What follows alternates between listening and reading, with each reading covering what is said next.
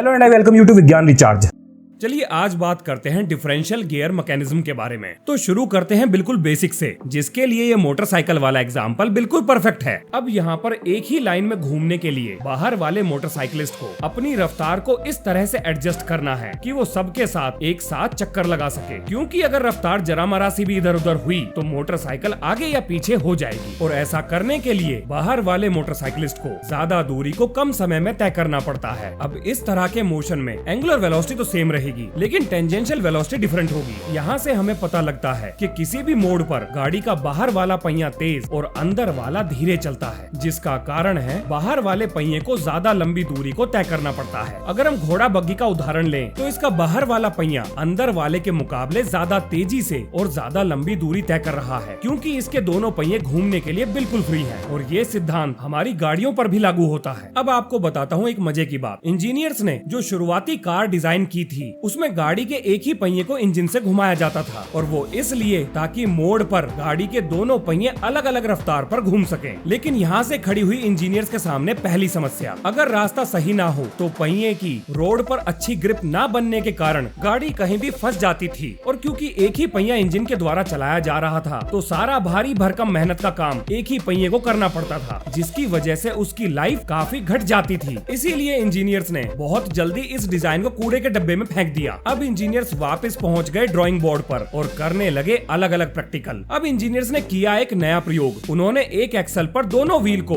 एक साथ लगाकर घुमा कर देखा, और उन्होंने पाया कि गोल घूमने पर एक पहिया स्लिप होने लगा। और ऐसा इसलिए हुआ क्योंकि दोनों पहियों की टेंजेंशियल वेलोसिटी बराबर नहीं थी। अब इंजीनियर्स के सामने जो समस्या आई वो ये थी कि किसी तरह से उन्हें दोनों पहियों को इंजन से कनेक्ट करना था, और इस तरह से कनेक्ट करना था कि मोड़ आने पर दोनों में से कोई भी पहिया फिसले ना। और जो डिवाइस ये काम कर सकता है वो रियर एक्सल का एक हिस्सा है, जिसे हम कहते हैं डिफरेंशियल। आइए जानते हैं कि डिफरेंशियल कैसे बना। और इसका नाम इसलिए डिफरेंशियल रखा गया क्योंकि ये दोनों पहियों को अलग अलग रफ्तार पर चला सकता है। ये देखने में भले ही कॉम्प्लिकेटेड लग रहा हो, लेकिन एक बार इसका मैकेनिज्म समझने के बाद ये आपको बहुत आसान लगेगा। ये दोनों व्हील अलग अलग एक्सल पर कनेक्ट किए गए हैं, और ऐसा करने के पीछे कारण है कि हम इन दोनों व्हील्स को अलग अलग रफ्तार पर चलाना चाहते हैं। अब अगर इन पहियों के एक्सल के अंदरूनी हिस्सों पर दो स्पोक लगा दिए जाएं, तो इन स्पोक्स को घुमाकर हम पहियों को बड़ी आसानी से घुमा सकते हैं। एक और स्पोक की सहायता से हम इन दोनों पहियों को एक साथ और एक समान रफ्तार पर घुमा सकते हैं। चलो कोई ऐसा जुगाड़ लगाते हैं जो हमारे बजाय इस स्पोक को यहाँ पर पकड़ के रख सके। अब यहाँ पर गौर करने वाली बात ये है कि ये जो सपोर्ट हमने लगाई है ये इस एक्सल के साथ नहीं घूम रही, बल्कि ये एक्सल पर घूमने के लिए बिल्कुल फ्री है। अब इस सपोर्ट को घुमाकर हम इन दोनों पहियों को घुमा सकते हैं। अब अगर हमें दोनों पहियों को एक साथ एक रफ्तार पर घुमाना है तो हमारा ये जुगाड़ उसके लिए बिल्कुल परफेक्ट है। लेकिन अलग अलग रफ्तार पर घुमाने के लिए हमें कुछ और सोचना पड़ेगा, क्योंकि इस जुगाड़ से दोनों पहियों की रफ्तार को अलग अलग नहीं रखा जा सकता। यहाँ पर अगर आप एक पहिए को रोक भी दोगे तो दूसरा पहिया अपने आप रुक जाएगा, और अगर एक पहिए की रफ्तार बढ़ाओगे तो दूसरे की भी रफ्तार बढ़ जाएगी। ये बड़ी परेशानी है। चलो एक काम करते हैं, इस बार को यानी स्पोक को एक पिवट पर लगा देते हैं। अब इससे होगा क्या, अब ये हॉरिजॉन्टल बार दोनों पहियों को एक साथ एक ही रफ्तार पर घुमा सकती है। लेकिन अगर हम एक पहिए को रोकें तो इस पिवट की वजह से दूसरा पहिया अभी भी घूम सकता है, लेकिन अगर ये ज्यादा टर्न हो जाए तो एक पहिया इस पिवट से बिल्कुल फ्री हो जाएगा। अब इससे बचने के लिए हमें इस पिवट पर और ज्यादा स्पोक्स लगाने पड़ेंगे। अब ऐसा करने की वजह से जब हमने एक पहिए को रोका तो दूसरा पहिया अभी भी लगातार चलता रहा, यानी एक पहिए को रोककर दूसरे पहिए को चलाने का जुगाड़ हमने बना लिया। अब यहाँ पर गौर करने वाली बात ये भी है कि अगर हम एक पहिए को ना रोकें तो पिवट घूमे बिना दोनों पहियों को एक समान रफ्तार पर चलाएगा, यानी जो हम चाहते थे हमें वो आखिर मिल ही गया। लेकिन यहाँ पर एक समस्या है, क्योंकि हमारे पास ज्यादा स्पोक्स नहीं है तो यहाँ से पैदा हो रहा है जर्क यानी झटका। अब इस झटके को कम करने के लिए हमें और ज्यादा स्पोक्स लगाने पड़ेंगे। तो चलो लगा देते हैं। अब जितने ज्यादा हम स्पोक्स लगाते जाएंगे झटका उतना ही कम होता चला जाएगा। ऐसा करने की वजह से स्पोक्स के बीच की दूरी भी कम हो जाएगी। अगर हम यहाँ पर शेप को चेंज कर दे करें तो हमें कंटिन्यूअस कांटेक्ट मिल जाएगा, यानी झटके बिल्कुल बंद। और ऐसे बनाया हमने डिफरेंशियल गियर मैकेनिज्म। अब इस गियर के दांतों को हमने इस तरह से काटा कि वो बिल्कुल एक दूसरे के साथ परफेक्टली फिट हो जाएं और बिना शोर करे, बिना झटका दिए मोशन को ट्रांसमिट कर सके। अब इसको मजबूती देने के लिए हमने एक और गियर लगा दिया। अब ये दोनों गियर मिलकर काम करेंगे। अब यहाँ पर एक चीज आपको समझनी पड़ेगी, इंजन से आने वाली ड्राइव शाफ्ट आखिर इस डिफरेंशियल को घुमाएगी कैसे, क्योंकि इसको घुमाने के लिए हमें 360 डिग्री का रोटेशन लेना पड़ रहा है, पर इंजन से आने वाली शाफ्ट रोटेशन नहीं ले सकती। तो अब हमने एक बड़े से गियर को एक्सल पर लगा दिया और इंजन से आने वाली ड्राइव शाफ्ट पर लगा हुआ गियर इस बड़े गियर को घुमाएगा और ये बड़ा गियर एक्सल को घुमाएगा। और एक पहिया रुकने पर या धीमा होने पर डिफरेंशियल दूसरे पहिए को जरूरत के हिसाब से रफ्तार को बनाए रखेगा। अब इसे और कॉम्पैक्ट बनाया जा सकता है अगर हम गियर्स को थोड़ा छोटा और एक दूसरे के पास ले आएं। अब देखो, इंजन से पहिए चलाने हैं तो ड्राइव शाफ्ट के लिए जगह तो छोड़नी पड़ेगी। तो इसलिए पुराने मॉडल्स में गाड़ी की बॉडीज को इस तरह से डिजाइन किया जाता था कि ड्राइव शाफ्ट उनके नीचे रहे, लेकिन ऐसा करने की वजह से गाड़ी के अंदर का स्पेस काफी घट गया, क्योंकि अगर स्पेस को उतना ही रखना है तो गाड़ी की छत को काफी उठाना पड़ता था। लेकिन क्या हो अगर हम फ्लोर को नीचे कर दें और छत को वहीं रखें। ऐसा करने पर ड्राइव शाफ्ट गाड़ी के अंदर से जाएगी, जिसकी वजह से कोई भी एक्सीडेंट हो सकता है। तो ये डिजाइन भी बेकार था। अब इंजीनियर्स ने एक ऐसा जुगाड़ बनाया जिसकी वजह से ड्राइव शाफ्ट भी नीचे चली गई और गाड़ी का साइज भी बड़ा नहीं करना पड़ा। बड़ा ही सिंपल सा जुगाड़ था, क्यों ना ड्राइव शाफ्ट को ही नीचे कर दिया जाए। और ऐसा करने से सारी समस्याएं सुलझ गई, जिसे मैकेनिकल इंजीनियरिंग में लो सेंटर ड्राइव कहते हैं। अब बारी थी अपने जुगाड़ के टेस्टिंग की, जिसे हर तरीके से टेस्ट किया गया और इसने बड़ी आसानी से सारे टेस्ट पास भी कर लिए। वो सब तो ठीक है, लेकिन ये लास्ट वाली हरकत करने की